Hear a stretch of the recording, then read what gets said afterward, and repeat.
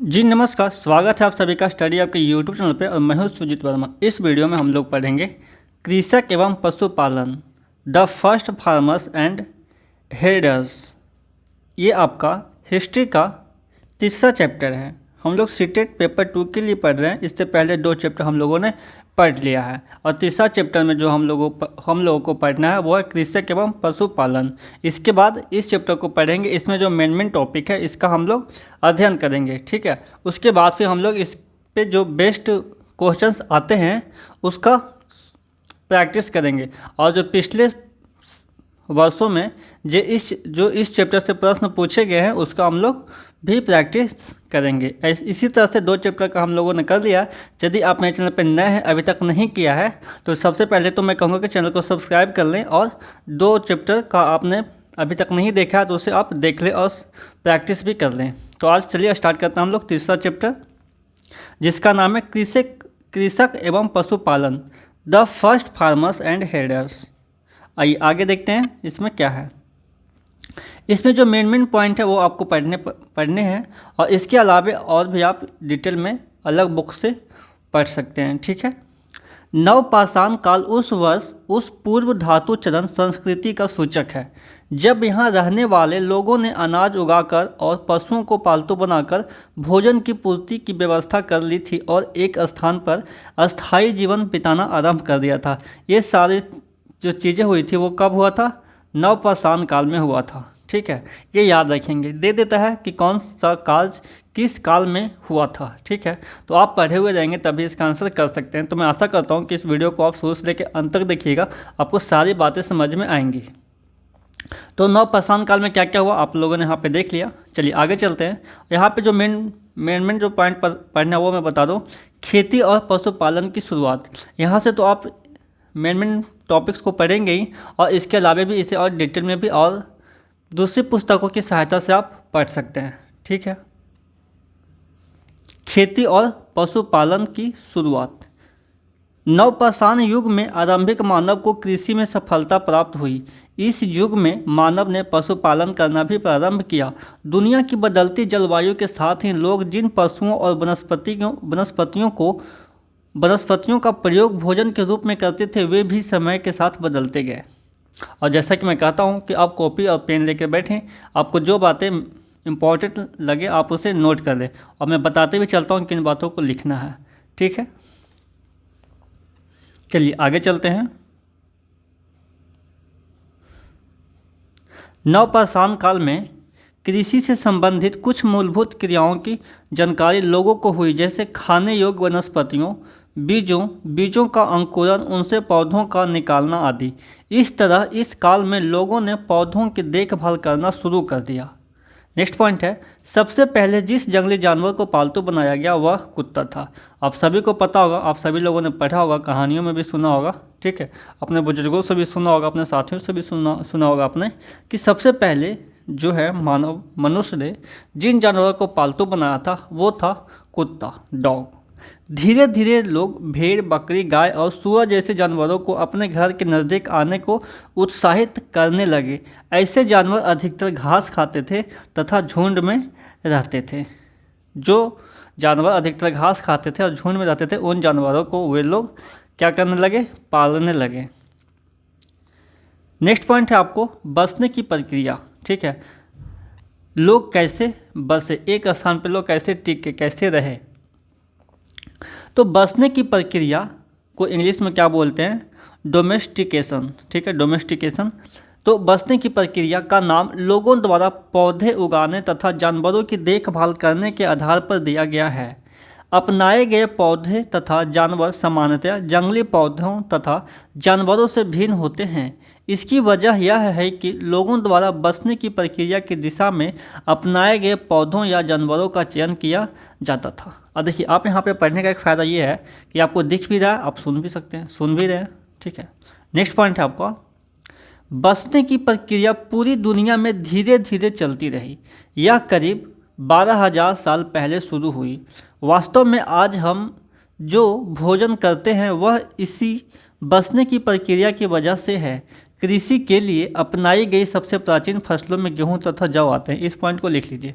देखिए सबसे पहले जो है कोई भी चीज़ जो है वो अचानक नहीं होती है, उसका शुरुआत कहीं ना कहीं हो गया होता है और वो धीरे धीरे चीज़ें आगे बढ़ते जाती है और वो बदलते रहती है। फिर हमें उसका स्वरूप बदला हुआ नज़र जब आता है, उसका जब उपयोग समझ में आता है तो लगता है कि यह चीज़ें अचानक आई है, लेकिन वो चीज़ें अचानक नहीं आई होती है, वह बहुत साल पहले से वो चीज़ें बदलना शुरू हो जाती है और फिर हमारे सामने उभर कर आती है। तो इसी प्रकार से यहाँ पे भी यही चीज़ हुआ कि बसने की प्रक्रिया जो है वो धीरे धीरे चलती रही, ठीक है। और यह करीब कब हुआ स्टार्ट? 12,000 साल पहले, 12,000 साल पहले शुरू हुआ। और वास्तव में आज जो हम भोजन करते हैं और देख रहे हैं, तो इसका आगे भी देख रहे हैं कि इस तरह से इसमें मॉडिफिकेशन हो रहा है। पहले एक तरह के चावल होते थे, अब कई प्रकार के चावल होते हैं, कई किस्म के चावल होते हैं। कृषि के लिए अपनाई गई सबसे प्राचीन फसल में कौन कौन था? गेहूं तथा जौ। नेक्स्ट पॉइंट है आपका एक नवीन जीवन शैली। एक नवीन जीवन शैली का उद्भव कैसे हुआ, इसे जानेंगे। जब लोग पौधे उगाने लगे तो उनकी देखभाल के लिए उन्हें एक ही जगह पर लंबे समय तक रहना पड़ता था। अब जहाँ पे लोग पेड़ पौधों को रोपे हैं तो उसे छोड़ करके इतना दूर तो नहीं चले जाएंगे कि वापस आने तक फिर उसका फल उगे और फिर समाप्त हो जाए। तो लोग क्या करने लगे कि वो फल या पौधे को जब वहाँ पे रोपते थे तो लोग वहीं पे फिर बसना शुरू कर दिए। तो जब लोग पौधे उगाने लगे तो उनकी देखभाल के लिए उन्हें एक ही जगह पर लंबे समय तक रहना पड़ता था, क्योंकि उसका देखभाल नहीं करेंगे तो जंगली जानवरों से नष्ट कर देंगे, खा जाएंगे, बर्बाद कर देंगे, फिर इनको खाने के लिए बचेगा नहीं कुछ। तो वो फिर वहाँ पे रहने लगे पौधों को देखभाल के लिए। बीज बोने से लेकर फसलों के पकने तक पौधों की सिंचाई करने, खरपतवार हटाने, जानवरों और चिड़ियों से उनकी सुरक्षा करने जैसे बहुत से काम शामिल थे। फसल कटाई के बाद अनाज का उपयोग बहुत संभाल कर करना पड़ता था। ये सब चीज़ें जो है वो धीरे धीरे उनको समझ में आया होगा। ऐसा नहीं है कि एक ही चीज़ सब कुछ सीख गए होंगे। नेक्स्ट पॉइंट है अनाज को भोजन और बीज दोनों ही रूपों में बचाकर रखना आवश्यक था, इसलिए लोगों को इसके भंडारण की बात सोचनी पड़ी। बहुत से इलाकों में लोगों ने मिट्टी के बड़े बड़े बर्तन बनाए, टोकरियाँ बनाई या फिर ज़मीन में गड्ढा खोदा। नेक्स्ट पॉइंट है आपका पशुपालन। नवपाषाण काल में भोजन व आजीविका का अतिरिक्त साधन बना। शुरुआती कृषकों और पशुपालकों के साथ होने के साक्ष्य मिलते हैं। ये पूरे भारतीय उपमहाद्वीप में पाए गए हैं। इनमें सबसे महत्वपूर्ण पश्चिमोत्तर क्षेत्र में, आधुनिक कश्मीर में और पूर्वी तथा दक्षिण भारत में पाए गए हैं। नेक्स्ट पॉइंट है आपका अस्थायी जीवन की ओर। आप स्टेप बाय स्टेप पढ़ रहे हैं और आपको समझ में बातें आ रही होंगी कि किस तरह से लोगों का बसाव एक जगह हुआ। उसके बाद अस्थायी जीवन की ओर।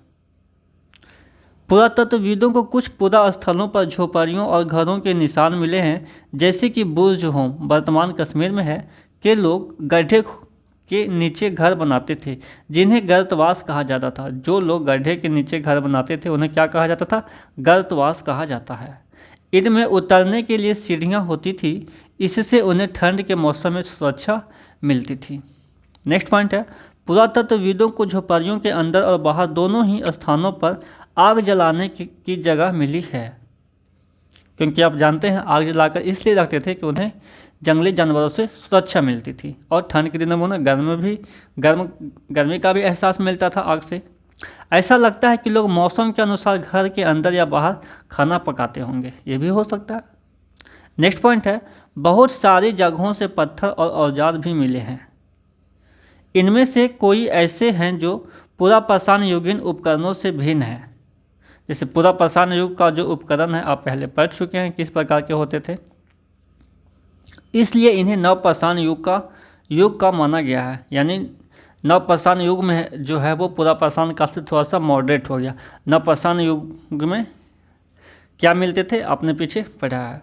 इनमें वे औजार भी हैं जिनके धार की ओर अधिक पैना करने के लिए और उन पर पॉलिश चढ़ाई जाती थी। ओखली और मूसल का प्रयोग अनाज तथा वनस्पतियों से प्राप्त अन्य चीज़ों को पीसने के लिए किया जाता था। नेक्स्ट है आपका नवपाषाण युग के पूरा स्थलों से कई प्रकार के मिट्टी बर्तन मिले हैं। कभी कभी इन पर अलंकार भी किया जाता था। बर्तनों का उपयोग चीज़ों को रखने के लिए किया जाता था। धीरे धीरे लोग बर्तनों का प्रयोग खाना बनाने के लिए भी करने लगे। चावल, गेहूं तथा दलहन जैसे अनाज अब आहार का महत्वपूर्ण हिस्सा बन गए थे। इसके साथ साथ अब लोग कपड़े भी बुनने लगे थे। इसके लिए कपास जैसे आवश्यक पौधे उगाने जाने लगे। लोगों को समझ में आ गया था कि कपास के पौधे से कैसे कपड़ा तैयार करना है। नेक्स्ट पॉइंट है आपका पाषाण युग की प्राप्त सामग्रियाँ एवं उनके पूरा स्थल। देखिए यहाँ पे बताया गया है कि किस किस जगह पे कौन कौन से अनाज पाए गए हैं। आप चाहें तो इसका स्क्रीनशॉट भी ले सकते हैं।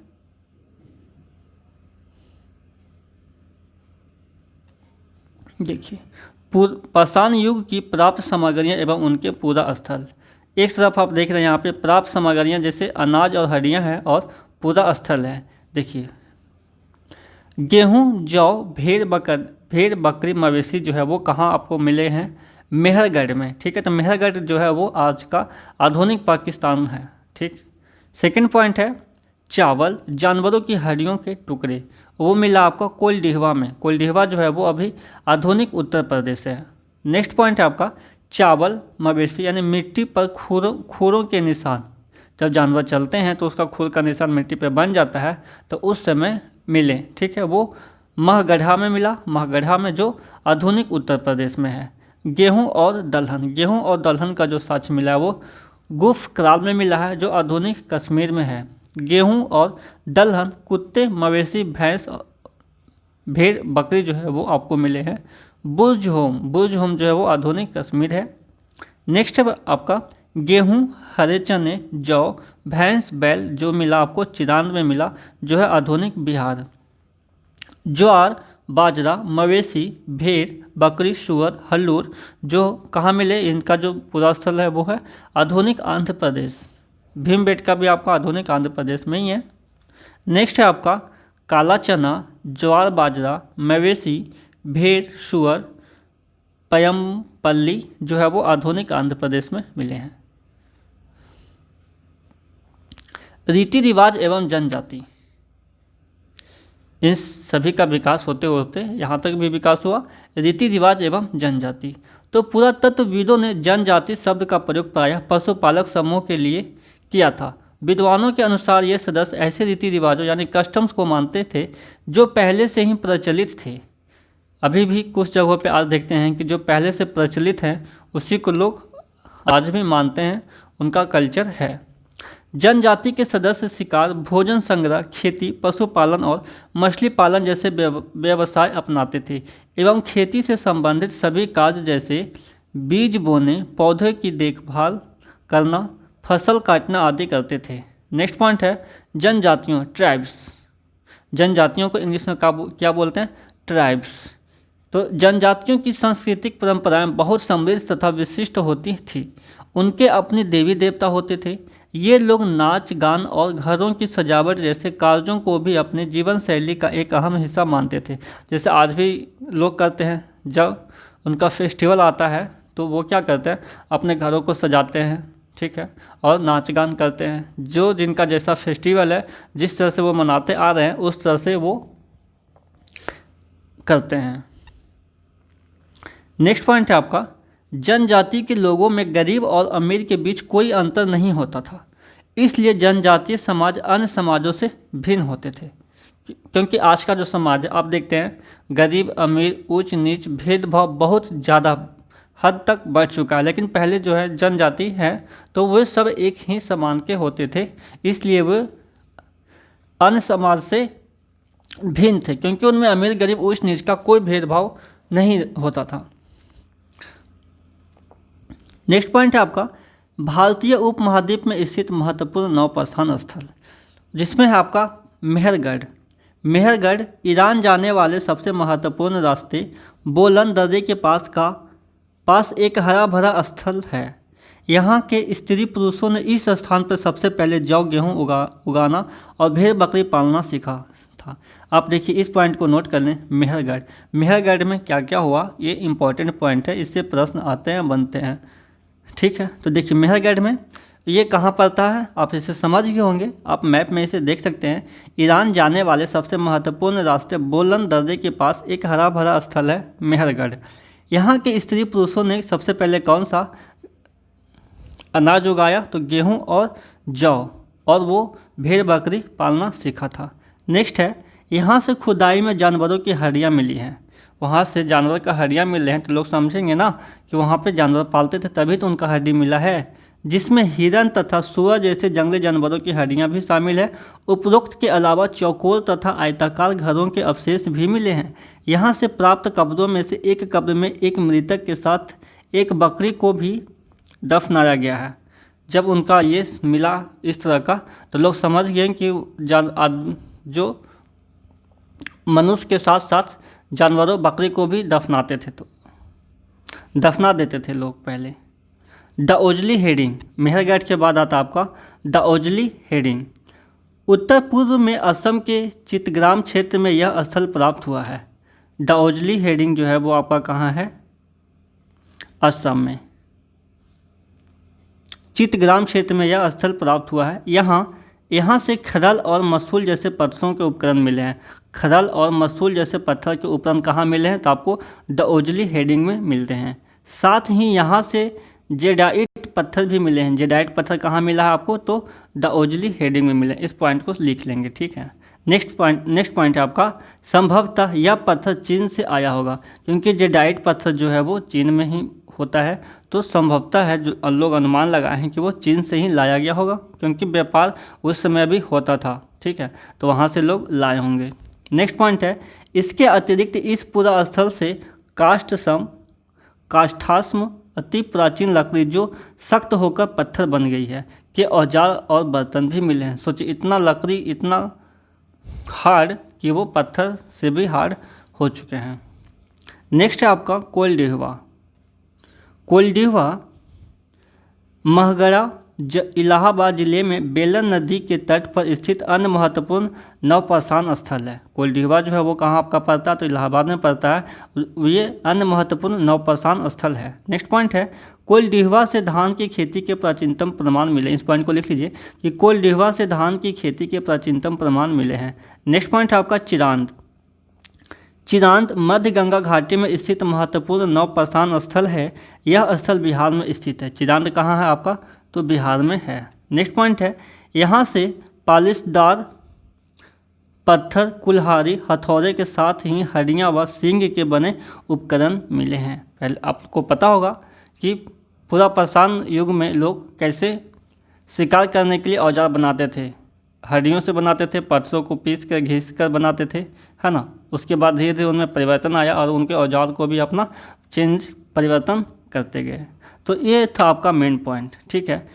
इसमें जो जो पॉइंट है ये सारे पॉइंट से सीटेट में प्रश्न आते हैं, और आप इस बुक के अलावा जो है आप अलग अपना प्राइवेट पब्लिकेशन NCERT बुक और भी जो भी बुक आपके पास अवेलेबल हो, आप उस बुक से अपना प्रिपरेशन और अच्छे ढंग से कर सकते हैं। तो इस वीडियो में बस इतना ही। नेक्स्ट वीडियो में हम लोग इस चैप्टर से संबंधित कुछ प्रश्न करेंगे।